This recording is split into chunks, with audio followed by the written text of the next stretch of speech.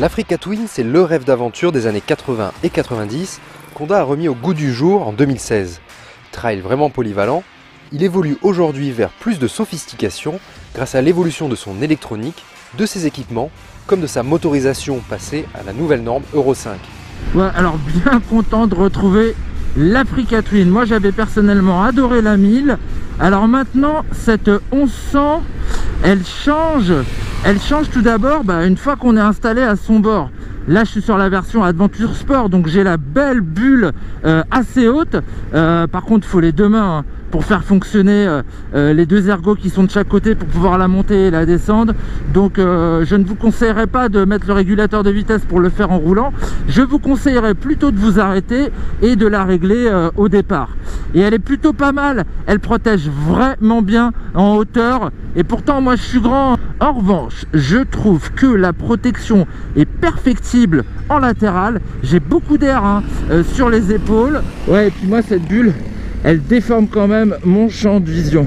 Et ce que je vois aussi là installé derrière mon beau guidon doré de cette Adventure Sport, c'est que je suis mieux assis qu'auparavant. En fait j'aime bien la nouvelle selle, elle est un petit peu plus étroite à l'entrejambe. Du coup je pense que pour les gabarits moyens, ça les aidera à avoir de meilleurs appuis au sol. Et moi ce que j'apprécie là sur cette nouvelle selle, c'est que j'ai plus de facilité pour me reculer. J'ai pas les jambes trop écartées avec la redéfinition là du réservoir qui a gagné un petit peu de contenance.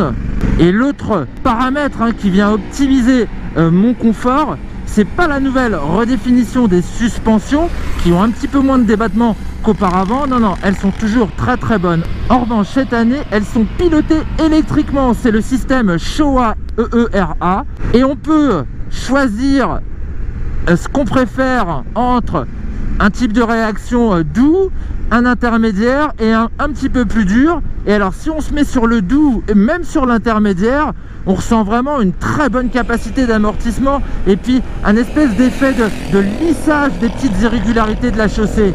Bon, vous me connaissez, moi je suis Mehdi to Race. Au moment de les durcir, j'aime beaucoup les réactions de ce système de suspension pilotée. Là, on a une fourche qui s'enfonce beaucoup moins. Alors faut pas oublier que c'est une moto qui est longue, qui est également lourde, puisque là sur mon Adventure Sport équipé de la transmission DCT et des suspensions électroniques, je suis quand même à 250 kg quoi, ça fait un beau bébé. Là c'est vrai que sur les freinages appuyés, on perd un petit peu du bon maintien en ligne en fait, mais c'est parfaitement logique et c'est pas du tout dérangeant. C'est pas un roadster sportif qu'on est en train de conduire, mais bien un trail routier vraiment optimisé au niveau du confort cette année, je trouve. Autre changement d'importance, l'électronique qui s'enrichit de pléthore d'assistances, le réglage du frein moteur et de la réponse moteur, ainsi que le contrôle de levée des roues avant et arrière. Le tout est géré par une nouvelle centrale inertielle 6 axes qui reprend également en compte l'ABS et l'antipatinage en courbe. Le gonflement de la mécanique estampillée Euro 5 apporte quant à lui un nouvel agrément. On est à 102 chevaux maintenant. On a également gagné un petit peu plus en couple.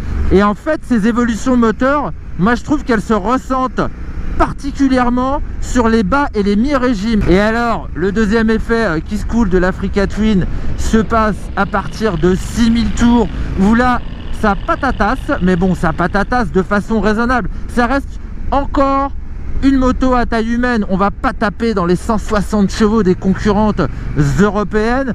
On est sur quelque chose qui reste encore raisonnable, peut-être moins au niveau du prix, on en parlera tout à l'heure, mais on reste sur quelque chose qui est accessible, qui est homogène, qui est extrêmement bien équilibré. C'est ça qui donne un petit peu cette impression du retour du trail à l'ancienne, c'est cet équilibre en fin de compte. Côté freinage, hein, c'est toujours très bon, ça n'a pas bougé par rapport à la précédente version. Sur la route évidemment, avec une route 21 à l'avant, on est plus dans la progressivité que dans la vivacité, mais elle se guide très facilement avec son grand guidon qui assure un bon bras de levier.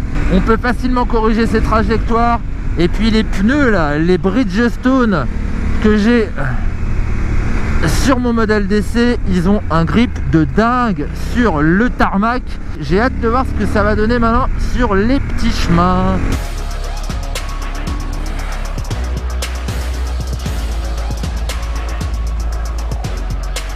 en off-road avec cette Adventure Sport et ses suspensions pilotées. C'est plutôt sympa en fait, j'ai vraiment l'impression d'avoir un niveau de dingue. Ça filtre assez bien ce qui se passe sous mes roues. J'ai pas un super bon feeling du train avant, mais en fait j'ai vraiment une motricité optimale. Et puis ce que je vois là tout de suite, c'est la position de conduite qui est vraiment super bien étudiée pour l'enduro. C'est un peu comme sur une Ténéré 700 que j'ai essayé dernièrement. En fait, on a un guidon qui est assez haut, même plus haut qu'auparavant, ce qui me permet d'être bien flexible sur les bras. J'ai de bons appuis là, avec les genoux qui viennent bien se lever contre les flancs du réservoir. Et ben le DCT dans le TT, quand on n'est pas un spécialiste, c'est bien parce que déjà on n'a pas peur de caler, on oublie la transmission. Moi je me suis mis encore sur le mode S2 pour avoir des réponses un petit peu plus hautes dans les tours, pour justement toujours garder de la motricité. Allez, un dernier tour dans le TT sur la version de base, la rouge, toujours en DCT mais avec DT cassé. Et là j'ai plus de suspensions électroniques, et là je vois vraiment la qualité de la fourche en particulier, qui vraiment encaisse assez facilement là tous les petits passages où je suis, la poussière, la terre, les pierres. Ça passe vraiment bien, elles sont bien ces suspattes. Et elle est facile à guider mes mères, malgré son poids conséquent. Ah, c'est pas une ballerine hein. Cette version de base se négocie 900 € de plus que la précédente Africa Twin, soit 14 499 €, avec toutes les évolutions qu'étraîne la nouvelle 1100, on le comprend.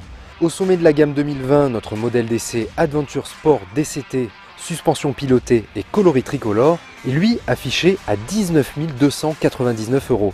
Alors oui, l'Africa Twin s'embourgeoise quelque peu cette année, mais elle a maintenant plus d'arguments pour séduire la clientèle BMW.